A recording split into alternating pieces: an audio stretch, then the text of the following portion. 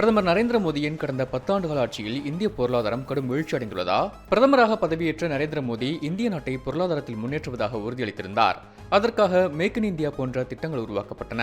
இது உலகளவில் இந்தியாவை உற்பத்தி மையமாக மாற்றும் என நம்பப்பட்டது. ஆனால் இந்தியா இப்போதும் மற்ற நாடுகளை விட பின்தங்கியே உள்ளது.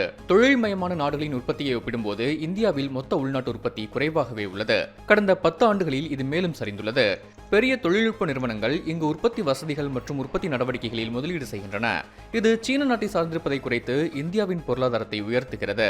ஆனால் சில நிறுவனங்கள் சரியான பணியாளர்களை கண்டுபிடிப்பதில் பல சவால்களை எதிர்கொள்கின்றன.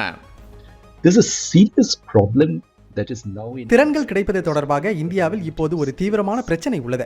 பல திறன்கள் உள்ளன, ஆனால் துரதிர்ஷ்டவசமாக இந்த திறன்கள் உண்மையில் தொழில்துறையின் தேவைகளுக்கு ஏற்ப இருப்பதில்லை.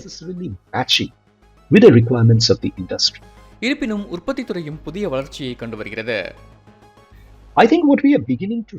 ஆனால் முதலீடுகள் வளர்ச்சியடைந்திருப்பதை பார்க்கிறோம். குறிப்பாக செமிகண்டக்டர்கள், தொழில்நுட்பம் மற்றும் வேறு சில துறைகளும் நல்ல முன்னேற்றத்தை கண்டு வருகிறது.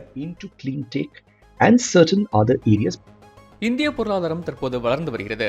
எனினும் முந்தைய ஆண்டுகளை விட 2024இல் மொத்த உள்நாட்டு உற்பத்தி குறைவாக இருக்கும் என கணிக்கப்பட்டுள்ளது. கடந்த சில நாட்களாக நாட்டின் முன்னணி பங்குகள் வீழ்ச்சி அடைந்து வருகின்றன.